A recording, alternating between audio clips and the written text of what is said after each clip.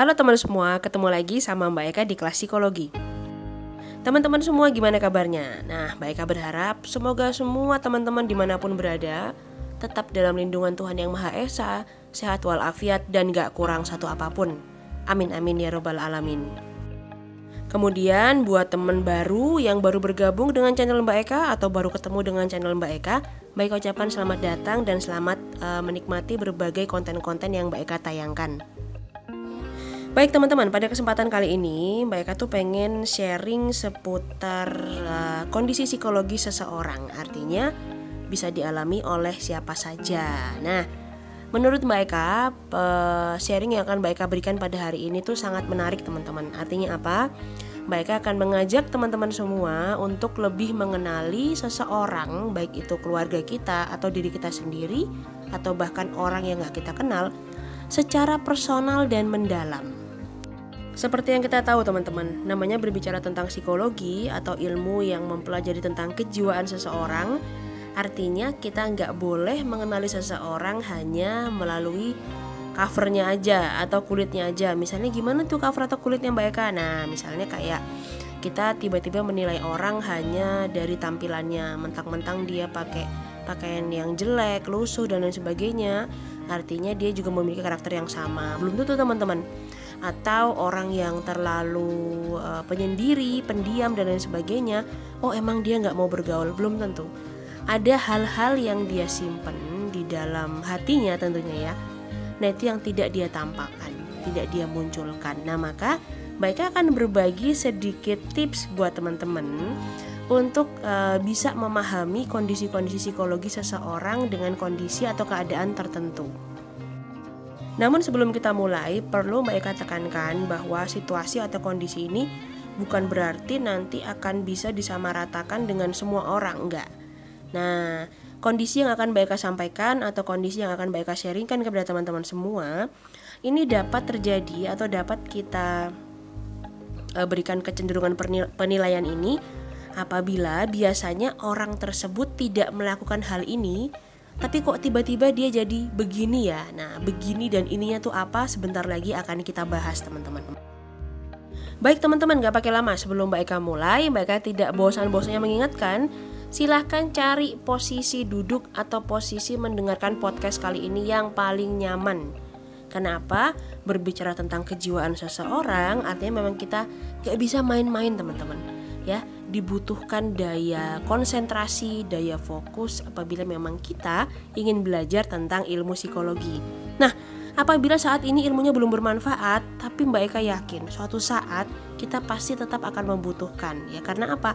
Karena kita semua memiliki jiwa-jiwa yang pada akhirnya akan terus berkembang, berproses ya. Entah berevolusi, entah berevolusi, tapi yang jelas setiap dari kita akan menjadi baik. Nah, proses ke sana tentu itu nggak mudah, maka kita membutuhkan pemahaman dari diri sendiri dan orang-orang yang mengerti apabila kita sedang berproses. Mari kita jadi salah satunya supaya lebih banyak orang yang bisa terbantu, bahkan diri kita sendiri. Oke baik teman-teman, nah apabila nanti podcast ini bermanfaat, nggak usah pikir dua kali ya, langsung share ke semua media sosial yang teman-teman pakai, biar lebih banyak orang yang belajar psikologi dan bisa mengerti tentang kebutuhan jiwanya masing-masing. Baik, di nomor 1 teman-teman, pernah nggak teman-teman ngelihat seseorang itu sering tertawa dengan terbahak-bahak ya? Padahal sesuatu tuh biasa aja, tapi dia bisa ketawa sampai berlebihan, sampai terbahak-bahak ketawanya ya. Nah, teman-teman, apabila ada orang yang sedang seperti itu, sekali lagi Mbak ingatkan ya, ini kecenderungan, bukan semuanya ya. Apabila ada orang yang seperti itu, ya mari kita luangkan waktu. Kita mengerti bahwa sebenarnya orang itu bisa saja sedang merasa sedih. Ya, dan yang paling parah bukan hanya sedih. Kadang dia juga sedang merasa sangat kesepian atas hidup yang sedang dia jalani.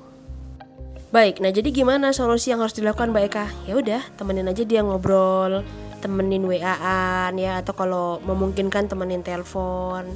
Ya temeni, jadi seolah-olah supaya ada image yang tertanam di dalam dirinya bahwa dia tidak sendirian. Baik teman-teman, di nomor 2 ya, terkait kondisi psikologi seseorang, sebenarnya dia lagi kenapa sih? Nah, Pernah nggak teman-teman tiba-tiba ngelihat ada orang yang jadi lebih sering tidur? Ya, kemudian dia jadi lebih sering males-malesan, nggak semangat ya. Jadi hari-harinya dia cuma tidur aja, tanpa mau ngomong, tanpa mau ngapa-ngapain. Padahal biasanya orang ini sangat produktif, teman-teman. Nah, teman-teman, perlu kita pahami bahwa apabila seseorang itu memilih untuk tidak melakukan apapun ya, apalagi udah sampai tidur, udah tidur aja deh.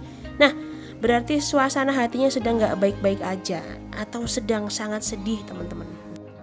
Mirip ya dengan kondisi yang pertama, sangat sedih. Tapi orang yang pertama itu memilih ketawa secara berlebihan dan lain sebagainya, menunjukkan sesuatu yang bagi kita kayak kenapa sih. Nah, tapi untuk orang yang kedua, suasana sedih yang dialami adalah udahlah, mending milih tidur, mending milih nggak komunikasi sama orang-orang dulu daripada nanti dengar sesuatu yang ya bikin dia tambah marah, bikin dia tambah nggak nyaman ya. Jadi dia milih tidur.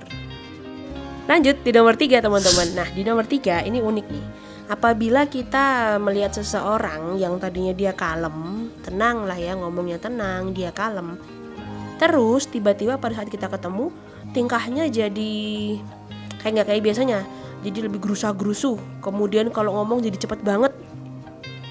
Terus suka remes-remes tangan, terus suka ya out of topic. Nah, teman-teman, orang-orang yang seperti ini biasanya cenderung sedang menyembunyikan sebuah rahasia yang cukup serius bagi dia.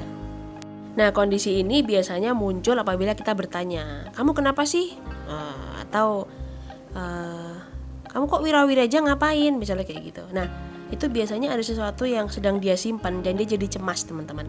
Artinya ya teman-teman perlu pahami, bisa jadi orang ini cenderung sedang menyimpan rahasia tadi itu. Nah, kalau mau ngajak ngomong pelan-pelan, jangan langsung ayo apa lo cepet kasih tahu, jangan dipaksa, jangan dibikin tegang, nggak akan keluar. Yang ada khawatirnya malah jadi pingsan kalau saking cemasnya ya.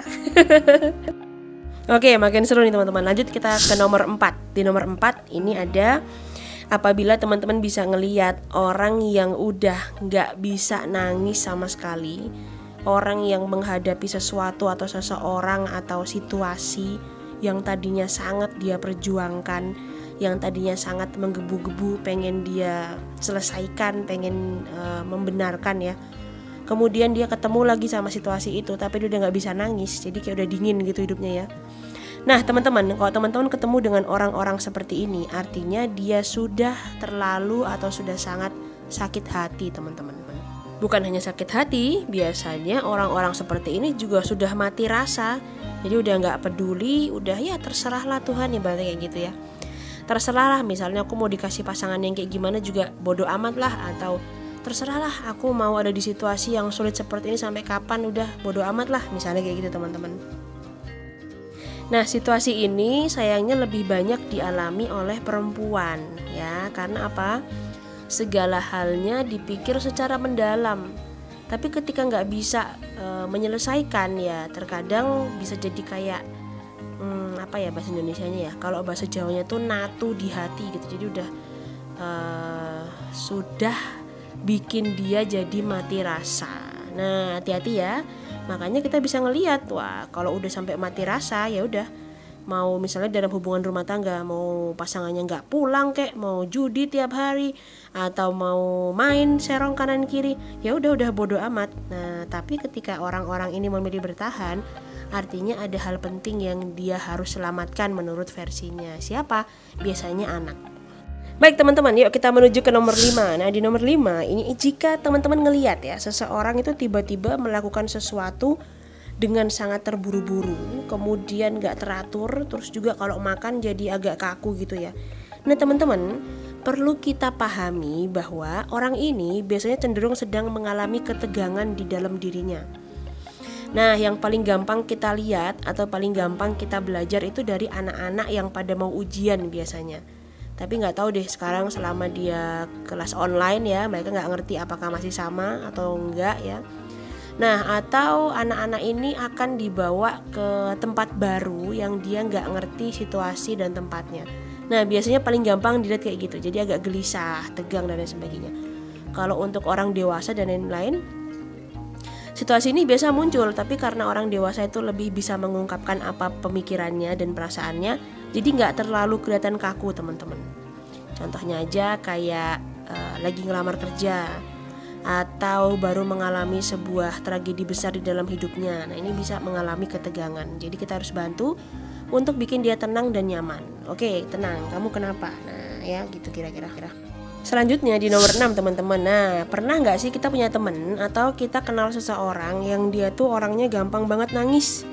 Ngeliat hal-hal kecil nangis, ngeliat hal-hal yang menyentuh hati menangis. Terus dengar orang cerita yang agak tragis nangis ya. Nah teman-teman, kalau teman-teman atau bahkan kita sendiri adalah orang yang seperti itu, atau kita punya kenalan orang lain yang seperti itu, nah itu artinya orang-orang ini punya perasaan atau kondisi psikologis yang mudah tersentuh. Jadi bukan berarti dia lebay atau cari perhatian atau apa segala macam, enggak. Asalkan dalam berbagai situasi yang terjadi atau situasi yang muncul, perilaku itu keluar terus ya. Nah itu jadi kepribadiannya dia. Nah cuman kalau boleh Mbak Eka saranin, terutama ke teman-teman yang punya karakter gampang tersentuh hatinya ini ya, hati-hati. Karena terkadang orang-orang yang gampang tersentuh atau orang-orang yang terlalu gampang menangis dan dimainkan perasaan psikologisnya, ini sering dimanfaatkan sama orang banyak. Ya contohnya kayak cenderung sering dibohongin, kemudian jadi sering masuk ke drama-drama hidup, kisah cerita orang lain ya. Nah jadi hati-hati, karena apa? Kalau nggak bisa logis menilai kapan kita harus berempati apa enggak, ya selamanya kita cuma akan jadi mainan buat kehidupan orang lain gitu teman-teman. Tapi juga sisi positifnya adalah dia orang yang ringan tangan, jadi pengen bantuin orang lain ya, dan nggak bisa ngeliat orang lain susah. Nah gitu. Kemudian terakhir teman-teman di nomor 7 ya. Nah ini jika ada seseorang atau teman-teman ngeliat seseorang yang teman-teman kenal terutama, jadi mudah marah secara berlebihan. Ada hal-hal kecil yang gak kebenaran tiba-tiba jadi ngomel, jadi bentak-bentak ya, bahkan sampai gak jarang buang-buang barang. Nah kalau ada yang seperti itu, ini ada dua kecenderungannya teman-teman. Yang pertama, dia sedang berusaha menutupi sesuatu, yaitu kesalahan yang dia buat. Atau yang kedua, dia sedang cenderung membutuhkan perasaan cinta, kasih sayang atau dukungan. Baik, nah situasi tersebut beda teman-teman ya stresornya. Contohnya nih, kalau misal yang dia sedang menutupi sesuatu adalah kalau misalnya pulang terlambat, terus ada yang tanya, tadi kemana? Atau kok pulangnya telat nggak kayak biasanya? Nah dia akan langsung marah, reaktif. Karena apa? Nggak pengen dibahas lebih lanjut. Nah tapi berbeda dengan yang kedua ya, untuk hal-hal kecil dia gampang marah, misalnya juga bisa sedikit nangis, terus jadi pengen ditemenin terus. Nah gitu teman-teman, tandanya yang kedua ini sedang membutuhkan dukungan, pengen diperhatiin dan butuh kasih sayang. Nah oke, baik teman-teman, podcast kelas psikologi kita hari ini sudah selesai. Semoga mudah dipahami dan teman-teman bisa lebih aware dengan diri sendiri, bisa lebih peduli ya dengan diri sendiri dan orang-orang lain di sekitar kita. Baik teman-teman, gak ada salahnya loh kita belajar ilmu psikologi ya, supaya kita lebih bisa menerima berbagai situasi yang bisa saja hadir pada diri kita sewaktu-waktu. Nah, mari berusaha lebih memahami kondisi orang lain juga teman-teman. Karena apa? Karena kita ada di lingkungan sosial, dan kalau kita hidup pada lingkungan-lingkungan yang gak baik atau lingkungan yang kurang positif untuk diri kita, jadi kita gak gampang terdistrak dan kita gak gampang ikut dengan alur-alur yang semestinya kita gak ada di situ tuh. Oke teman-teman, makasih banyak untuk teman-teman semua yang sudah nyimak podcast ini sampai selesai. Dan jangan lupa share juga di semua media sosial yang teman-teman pakai, supaya lebih banyak orang-orang yang kenal ilmu psikologi ya. Nah, untuk teman sekalian, baik ucapkan terima kasih. Jangan lupa nonton video-video sebelumnya. Kemudian sampai jumpa juga pada video-video yang lain ya. Titip salam untuk orang-orang di sekitar kalian yang kalian cintai. Dadah!